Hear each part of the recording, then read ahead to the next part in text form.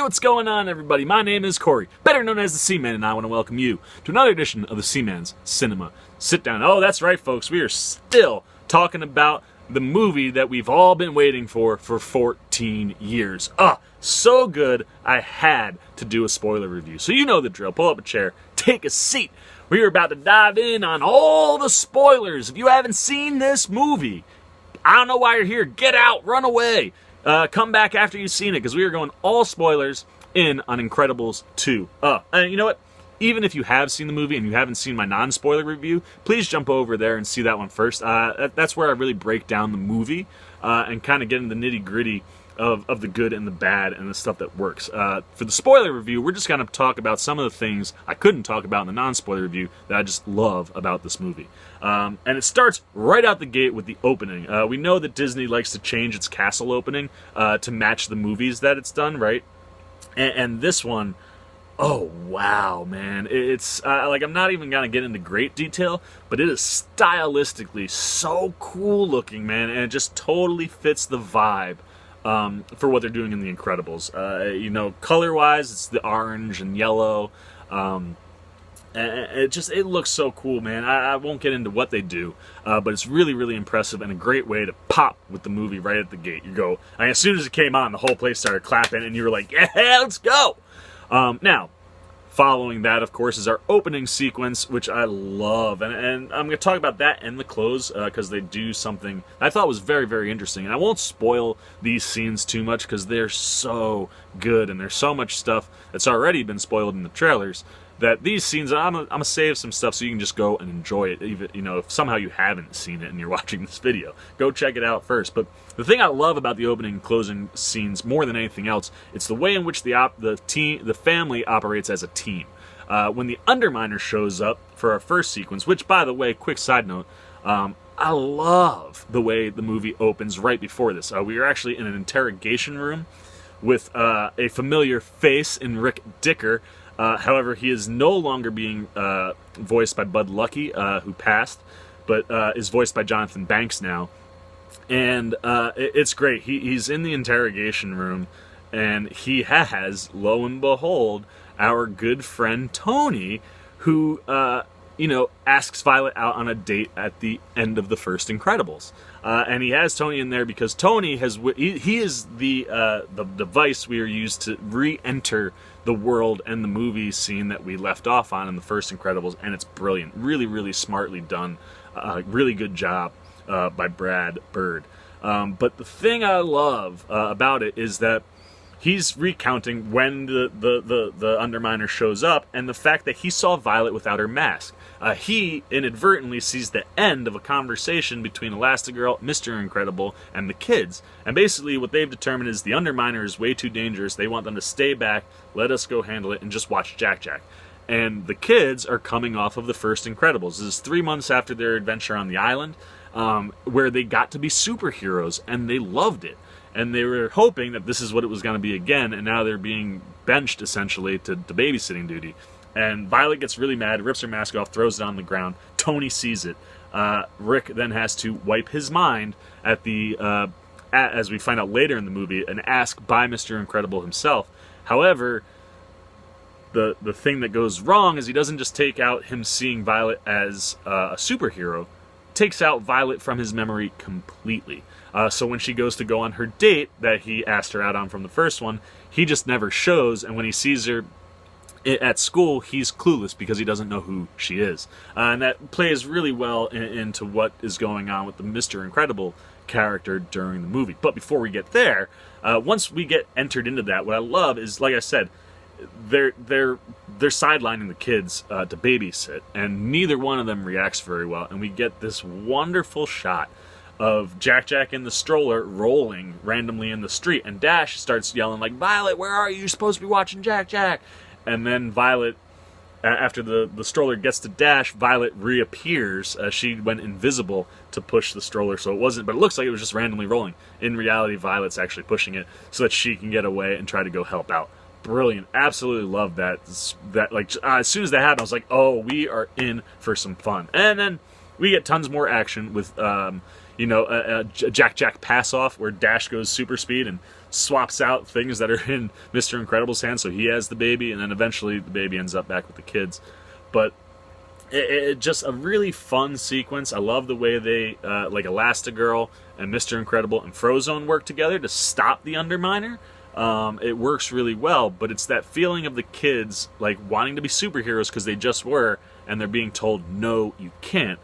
Fast forward to the end of the movie, and you have this situation where the kids have to save the parents. Our villain, Screenslaver, has developed glasses. Basically, the villain can take over any screen in the world and basically use it to hypnotize you, and what essentially turns out to be kind of like a hive mind, where one person can control all of the minds at the same time.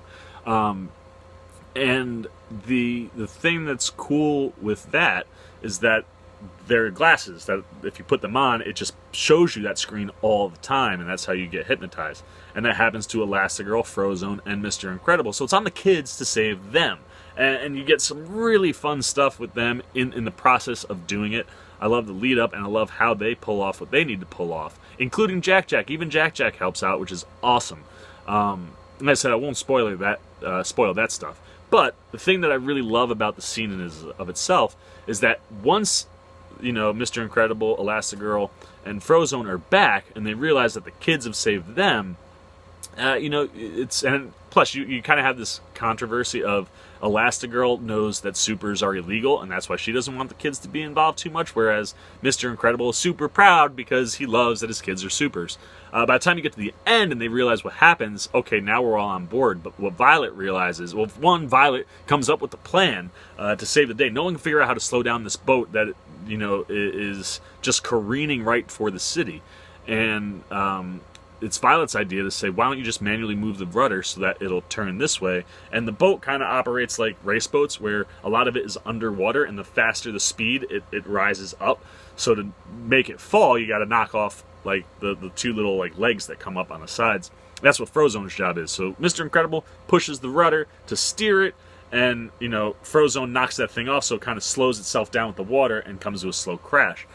So that's Violet's idea, which I love. And then the thing that I love even more than that is the realization that Violet has that she is the big sister. She's responsible for her brothers. And once she realizes how dangerous this is and the really, really real possibility that this could end badly, she goes to Bob. She's like, hey, look, the only thing that'll protect anybody is my force field. So you guys go do what you do. I'm gonna stay here with Jack, and essentially Dash. So in case it crashes, she would protect them. Love that, man. As an older brother, I just loved seeing Violet get to that place where she knew that the safety of her brothers was more important than being like front and center during the action. So I absolutely love the opening and closing. They're perfect bookends to the movie, and like I said, it really shows a change in development for the mindsets of the characters. It illustrates that very well visually, and really sets us up in a place where I think if we get to an Incredibles 3, please, Brad Bird, make an Incredibles 3, and do it sooner than 14 years from now. But if we get one of those, I think you could, age everybody a little bit, and the third movie could be the team as a full team operating like out in public. That would be awesome. Now, obviously, my favorite thing in this movie is Elastigirl. Just realized in a way that I don't think anyone was expecting. Holly Hunter is brilliant, as I said in my non-spoiler. But like I said, it's her abilities. The way she turns herself into a parachute to save people who are falling. The way she uses it as a parachute to try to stop the monorail that she has to save in her first mission. I just love the way like she can put her arm underneath a door and have it come up on the other side so she can undo all the locks. Love all of that stuff. So creative and inventive. But the scene that really nails it for me is that first mission where she has to try to stop a monorail, which is a really cute scene, right? It kind of brought back the memory and the visual of when Walt opened the original monorail. This one is a new monorail, and when it's getting ready to take off on its main voyage, it starts going backwards. So immediately, Elastigirl's off and to save the day, and she has her motorcycle, which we see in the trailers. But what we don't see in the trailers, and thank God they didn't spoil any of this, we do see shots from it, but we don't see the utilization of her powers with the motorcycle. What happens is her Elastigirl symbol kind of lights up, it spins, and the bike splits into two. And Elastigirl is essentially what keeps them together, and it allows her to fit through small spaces with the motorcycle and do some really cool things where she can kind of propel herself and launch herself with her stretching ability. She can kind of, the way she can hold on to things and propel herself, that way she can do that with the bike. It's really cool. Visually, the way it spins and flies, it's awesome. But that ultimately leads her to get on top of the train. And if you're on any kind of a train, something that always happens in the movies with train sequences, there's a tunnel. And there's this really neat sequence where in the tunnel, she goes above the train and splits out where the wheels are riding on the walls on the side so that she can get through the tunnel. And it's fabulous. It's gorgeous to look at. It's just so creative. But then she stays on top of the train and we get to another one and she actually launches the motorcycle. It explodes and she goes perfectly flat because this tunnel tighter. Just that whole sequence, absolutely brilliant. And it really, really highlights how amazing a job they did with Elastigirl in this movie. It's probably, hands down, my favorite scene in the whole movie. Now, on the flip side of that, like I mentioned, Mr. Incredible I love getting to see him play Dad. It's brilliant. We mentioned how he ruined the Tony stuff for Violet, and, on his first day of being a dad, he kind of, has to deal with Dash's math, and I love this. It's in the trailers, but when he goes, "Math is math," I've literally said that out loud. I have a little sister, and when my mom or her asked questions for math, I start doing it. It's like, no, that's not how you do it. You don't do it that way. Exactly how it happens in the movie. And I'm literally, what do you mean you don't do it that way? However you get to the answer, as long as the answer is right, that's all that should matter. Math is math. And what's great is he has this realization, right, where Dash is basically like, look, I'll just wait for Mom to come back, and she can do my homework. Now, Mr. Incredible knows that she's not coming back, and that kind of eats at him, because it's like, Mama can do it. And when he goes to see what's wrong with Violet, she shuts down and doesn't really say anything. And when he finally gets to the realization that he kind of just says it out loud, not thinking anything, it's important that he doesn't know who you are. It's safer that way. And she's like, you wiped his mind? She loses her mind and goes nuts. And the way in which he tries to reconcile that problem is taking her to dinner where Tony works, which leads to her being caught off guard and spewing water out of her nose. Laugh out loud moment. The whole audience lost it. But it's just that ability of him trying to fix that. But the spot that shines the most for me with him is, it's rooted in Dash, but it's everything that's going on. Right? When on that first day they have a phone call, Helen and Bob, and she's super concerned that he can't deal with, he can't do the job. And he's like, everybody's fine, and that lets her go, okay, cool. My day was great. And she goes off, and it's hysterical. I mentioned that in my non-spoiler.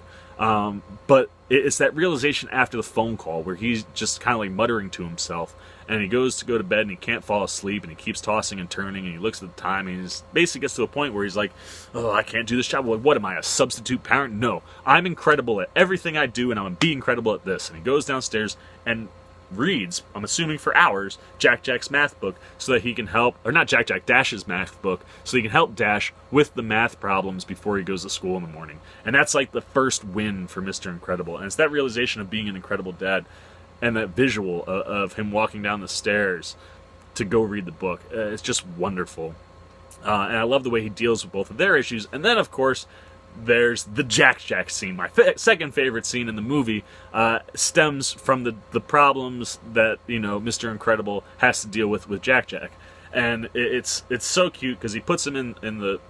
He goes to sleep, or he falls asleep, and Jack gets out. After Jack gets out, he puts the TV on, and is watching an old school cops and robbers show or movie. And the burglar has the burglar mask on, and he looks from that to the outdoors and sees a raccoon on a trash can picking through their garbage. And then looks back at the TV and back at the raccoon and puts the two together because the burglar kind of looks like the raccoon because of the raccoon's eye pattern.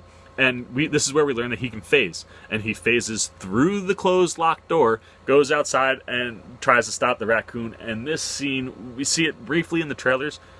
is magnificent, man. It's like a legit superhero fight between Jack-Jack and a raccoon. And the raccoon fights back, man. Like, he punches. There's, like, actual punching and, like, legit superhero fighting. And we get to see Jack-Jack utilize all his different skills. The way he disappears, he can come back. He shoots laser eyes at him. He turns to fire.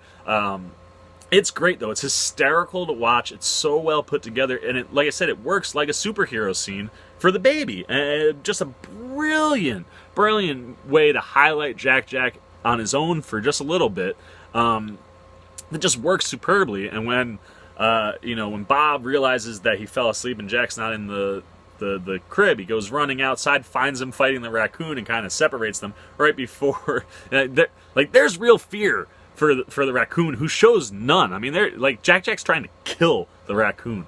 It's great when he finds him, and then just that realization, like, oh my gosh, he has all these powers, like we see in the trailer when he's holding him and everything goes off.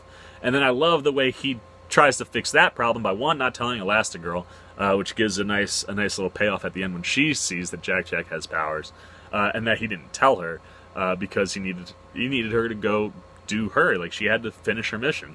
But once the way he ultimately solves it is twofold. First, he uses Jack-Jack like a gun. He's holding him up, and he's like, "Kids, look what I learned how to do." He's like, "Laser beam, laser beam, laser beam," and kind of just shoots like one-off shots, which is hysterical. But the win for how he solves the Jack-Jack problem is taking Jack-Jack to the one and only.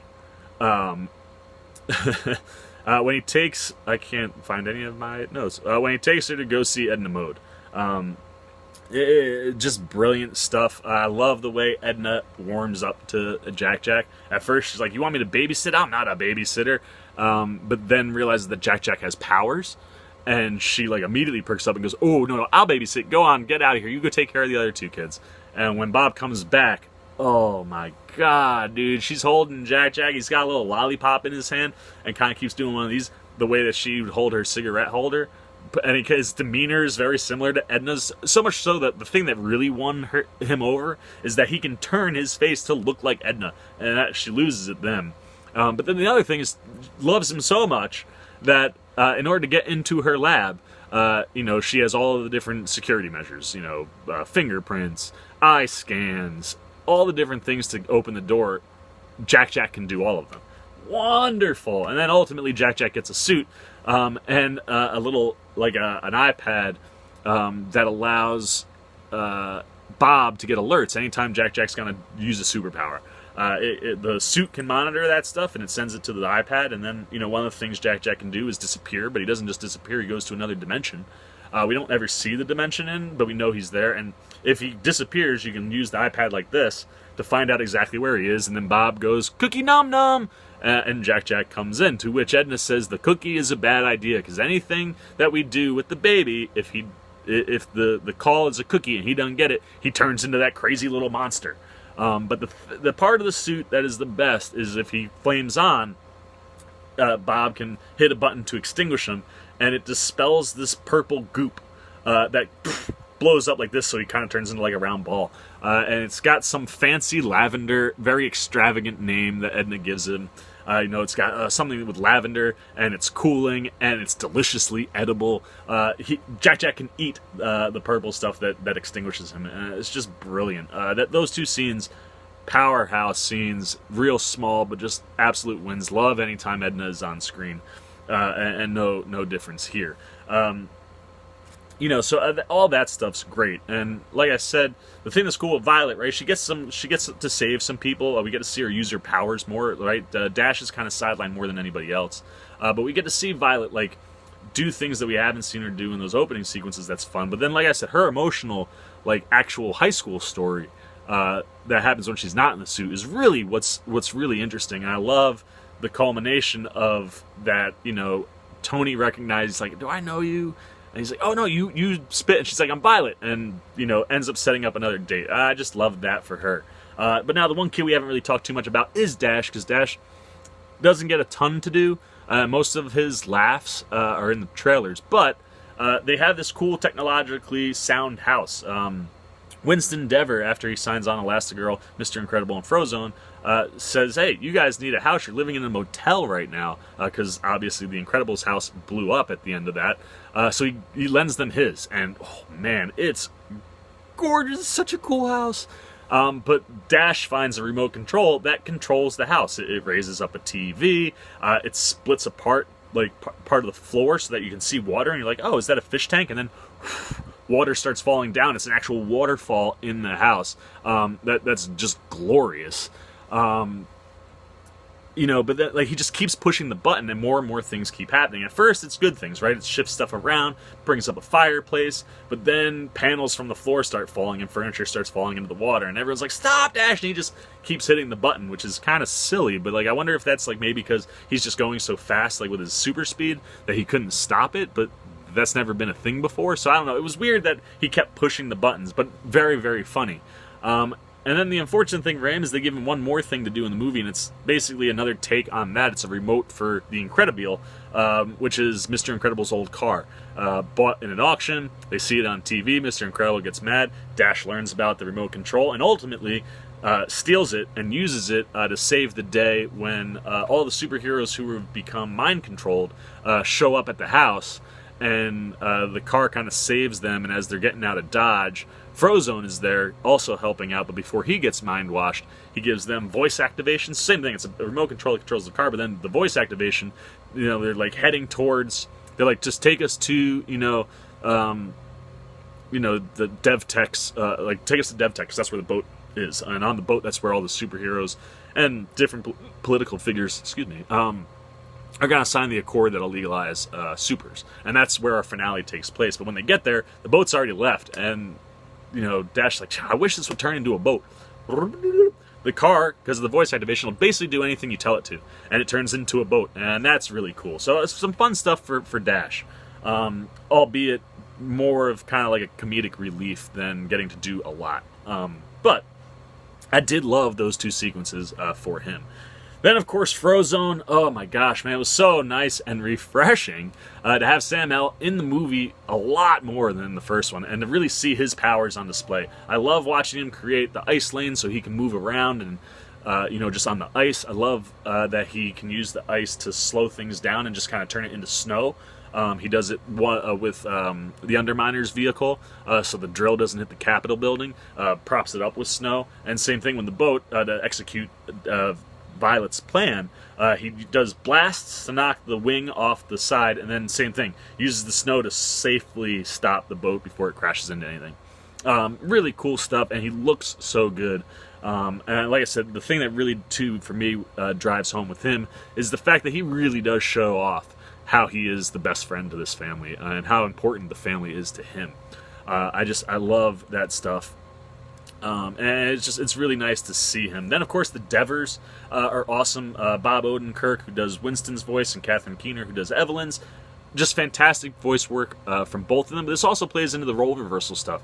Call it the trap of just what you're used to seeing, but Bob Odenkirk's performance is so over the top, and everything is lining up so perfectly for Elastigirl, like I said in my non-spoiler, that it felt too good to be true, that you immediately think he is the ringleader, and Evelyn, his sister, is probably just providing tech for Screenslaver.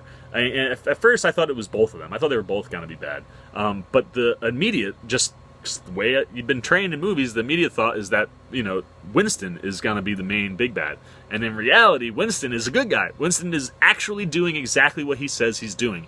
It is Evelyn who is the bad guy. And, after the movie, when you see everything spelled out, her name is Evelyn Dever, it's really blatantly obvious that she was going to be the big bad, because her name is basically, it's like it sounds exactly like Evil Endeavor.